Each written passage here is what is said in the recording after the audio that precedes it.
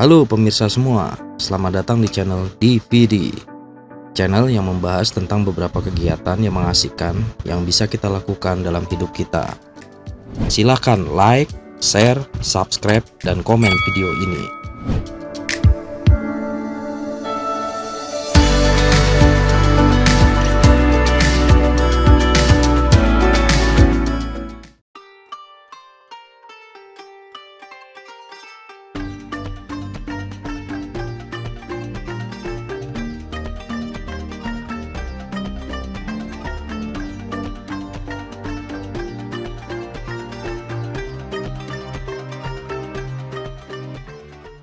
Ini adalah hari ke-190.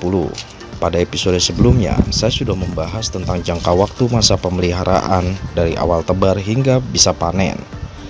Memang cukup memakan waktu yang lama bila bibit yang kita tebar itu dari yang berukuran kecil. Tapi akan lebih singkat lagi masa panennya apabila bibit yang kita tebar mulai dari yang berukuran panjang di atas 13 cm. Tapi ingat, semua itu hanya angka perkiraan sebagai patokan kasar saja. Yang sesungguhnya cepat atau lambatnya masa panen menyesuaikan dengan kondisi yang terjadi di lapangan, karena sangat banyak faktor yang mempengaruhi hal itu. Pagi ini ikan makan dengan lahapnya, kondisi air coklat agak keruh. Sudah 15 hari lamanya sejak saya mengurangi air kolam guna membuang kotoran yang mengendap di dasar dan mengisinya dengan air yang baru.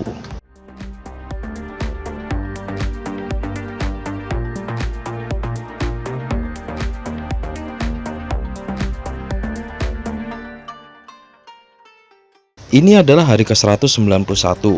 Pagi hari ini, air terlihat coklat agak keruh. Sepertinya sudah mulai banyak lagi kotoran yang mengendap di dasar kolam. Wajar saja, semakin besar ukuran ikan, maka akan semakin banyak pula kotoran atau feses yang dihasilkan oleh ikan. Belum lagi sisa makanan yang ikut mengendap. Sisa makanan itu bukanlah pelet berbentuk bulat yang tidak dimakan oleh ikan. Sisa makanan yang saya maksudkan adalah bagian pelet yang larut ketika pelet kita tebar di kolam. Kalau kita perhatikan, dari satu butir pelet bulat tersebut, bagian lapisan terluarnya berbentuk agak lunak. Bagian pelet lapisan terluar ini akan langsung larut ketika tersentuh dengan air. Jadi, satu butir pelet itu tidak sepenuhnya berbentuk bulat padat, karena pelet sudah dibibis atau dilunakkan sebelumnya. Maka dari itu, pasti bagian lapisan terluar dari butiran pelet tersebut akan lebih lunak dibandingkan bagian yang terdalam dari pelet.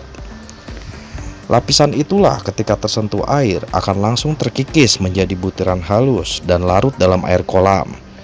Beda dengan pelet yang belum dibibis, akan berbentuk bulat keras. Untuk jelasnya, saya akan memperlihatkan kepada pemirsa. Di dalam gelas plastik ini adalah air bersih. Saya akan masukkan pelet yang sudah dibibis ke dalam gelas. Bisa pemirsa lihat, ketika pelet sudah jatuh ke dalam air, maka lapisan pelet terluar langsung terkikis, larut dalam air. Semoga bisa terlihat oleh pemirsa. Ada banyak butiran halus melayang-layang turun ke dasar gelas. Itulah lapisan terluar dari pelet. Air dalam gelas yang tadinya bening menjadi agak kotor. Sekarang saya coba menggunakan pelet yang belum dibibis. Terlihat air dalam gelas masih bening. Saya masukkan pelet.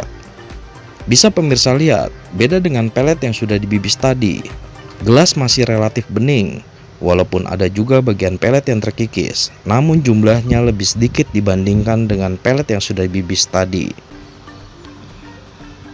Nah, pelet yang terkikis itu pastinya tidak akan termakan oleh ikan, karena berbentuk butiran halus saja dan mungkin tidak terlihat oleh ikan saking halusnya. Kemudian sisa makanan itu akan melayang-layang dan mengendap di dasar kolam akhirnya.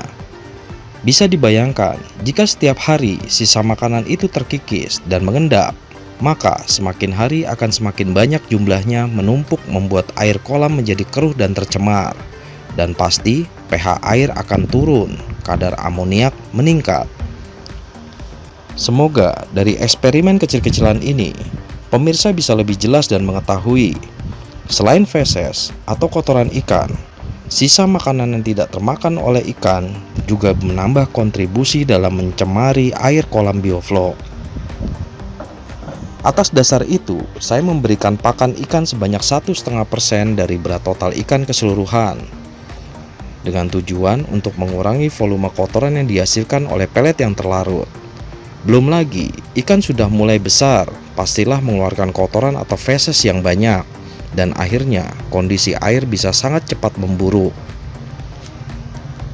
Dapat pemirsa ketahui, dengan konstruksi kolam milik saya ini yang panjangnya hanya 198 cm, lebarnya 40 cm, dan kedalaman air hanya 32 cm, lalu diisi dengan ikan sebanyak 83 ekor, tentunya akan sangat padat sekali populasinya, atau dengan kata lain, menyalahi aturan tebar padat yang dianjurkan oleh para profesional budidaya ikan nila sistem bioflok, yang semestinya cukup ditebar maksimal 37 ekor saja kolam saya ini. Bisa dibayangkan, dengan tebar padat 83 ekor, tentu tidaklah sesuai dengan kondisi kolam yang saya miliki. Alhasil, pasti akan banyak masalah yang timbul, apalagi bila ikan sudah besar. Itulah tantangannya dalam pembelajaran yang saya lakukan ini. Memang agak sulit dalam memanajemen pakan ikan, seperti pepatah, makan buah si malakama. Jika porsi pakan kita berikan terlalu sedikit, maka akan memperlambat pertumbuhan ikan. Bila porsi makan terlalu banyak, maka otomatis akan membuat air kolam cepat memburuk. Walaupun dipaksakan setiap harinya dengan porsi makan yang banyak, itu tidak akan bisa termakan oleh ikan. Hanya bisa bertahan beberapa hari saja. Dari pengalaman saya, hanya bisa 3 hari didorong makan dengan porsi yang banyak. Setelah itu, air memburuk dan pasti ikan akan mogok makan di hari keempatnya. Walaupun ada bioflok yang bisa mengurai materi sisa pakan tersebut, tetapi tetap saja bioflok tidak akan bisa mencukupi kapasitas kinerjanya. Karena selain sisa makanan, kotoran atau feses ikan juga harus diurai oleh bioflok. Bisa dibayangkan, kerja bioflok akan semakin berat saja jadinya. Itulah mengapa pada kolam bioflok harus dilakukan perawatan air dengan cara diantaranya membuang air endapan dan menggantinya dengan air yang baru. Membuangnya pun tidak seluruh air yang ada di kolam dibuang semua, tapi hanya sedikit membuang air pada kolam bagian dasarnya saja. Bisa pakai perkiraan dibuang antara 5 cm sampai 10 cm dari batas permukaan air kolam, dan diganti dengan air yang baru. Perihal ini perlu dipahami bersama. Tidak sepenuhnya kolam bioflok tidak memerlukan penggantian air. Hanya 1 kali isi air kolam bisa dipakai sampai tiba masa panen. Bukan begitu kenyataannya. Semua tergantung dari situasi kondisi air, kondisi ikan, dan perlakuan apa saja yang kita terapkan selama masa pemeliharaan. Dan tentu, perlakuan kolam ini akan berbeda antara satu pembudidaya dengan pembudidaya lainnya. Jangankan itu, jika pemirsa punya 2 atau 3 kolam atau lebih bersebelahan, pastilah kolam yang satu akan berbeda perlakuannya dengan kolam sebelahnya atau kolam lainnya. Jadi tidak harus sama perlakuan antara kolam yang satu dengan kolam lainnya. Walaupun sama konstruksi kolamnya, walaupun sama jenis bibit yang ditebar, tapi tetap kenyataan di lapangan akan berbeda perlakuannya. Lalu kapankah air kolam bioflok harus dibuang dan diganti dengan air yang baru? Jawabannya adalah jika diperlukan saja, bisa dilakukan pengurangan dan pergantian air. Yang lebih mudahnya, kalau saya pakai barometer dengan memperhatikan dan melihat cara makan ikan setiap harinya.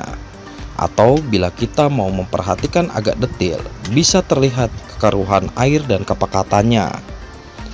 Kalau dari cara makan ikan, bila ikan masih lahap dan rakus, maka itu tandanya air kolam masih baik-baik saja. Bila ikan sudah mulai loyo makannya, maka itu tandanya air perlu dibuang sedikit dan diganti dengan air yang baru. Biasanya kalau sudah dikurangi dan diganti dengan air yang baru, ikan akan rakus lagi makannya.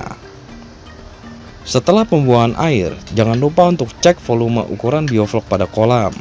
Bila berkurang, maka perlu ditambahkan dengan cara pengaplikasian bahan pembentuk bioflok beserta sumber karbonnya. Tapi bila dirasa masih cukup volumenya, maka tidak perlu lagi aplikasi tambahan. Ini adalah hari ke-192. Pada kolom komentar di video episode 30 yang lalu, ada saran dari salah satu pemirsa yang sudah berpengalaman dalam budidaya ikan nila sistem bioflok untuk menaikkan porsi makan ikan saya ini menjadi 2% dari perkiraan berat total, agar lebih mempercepat laju pertumbuhan ikan dan bisa dipanen dengan segera. Memang sudah beberapa minggu ini saya berikan porsi makan sebanyak 1,5% dengan tujuan agar kualitas air bioflok di kolam beton seadanya milik saya ini tidak cepat memburuk. Tapi tidak apa, sepertinya itu saran yang bagus. Siapa yang tidak ingin ikannya bisa cepat dipanen?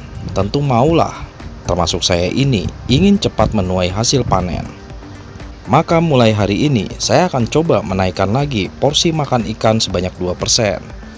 Kita lihat bersama bagaimanakah kenaikan bobot ikan pada beberapa hari ke depan. Semoga saja bisa lebih baik kenaikannya dari sebelumnya. Pagi hari ini nafsu makan ikan masih bagus, porsi makan 2% dari berat total keseluruhan. Ini adalah hari ke-193. Hari ini cuaca cukup cerah di daerah tempat saya. Kondisi air sepertinya baik-baik saja. Ikan masih makan dengan lahapnya. Porsi makan masih 2% saya berikan. Ini adalah hari ke-194. Pagi hari ini air terlihat coklat. Mesin aerator bekerja dengan baik. Respon makan ikan masih lumayan bagus. Tadi saya sudah ambil sampel air. Ukuran volume bioflok di angka 25 ml per 1 liter air. Ini adalah hari ke-195. Bisa dilihat oleh pemirsa, hari ini respon makan ikan masih cukup lumayan bagus. Ini adalah hari ke-196. Pagi hari ini, air terlihat coklat agak keruh. Respon makan ikan masih lumayan bagus. Porsi makan saya pakai 2% dari berat total ikan keseluruhan.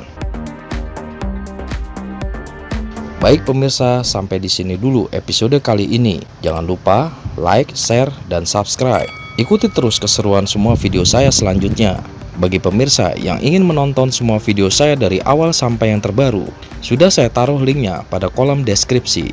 Terima kasih buat pemirsa yang sudah menonton semua video saya dari awal sampai habis. Terima kasih juga buat pemirsa yang sudah subscribe channel saya ini. Sampai jumpa lagi di episode selanjutnya.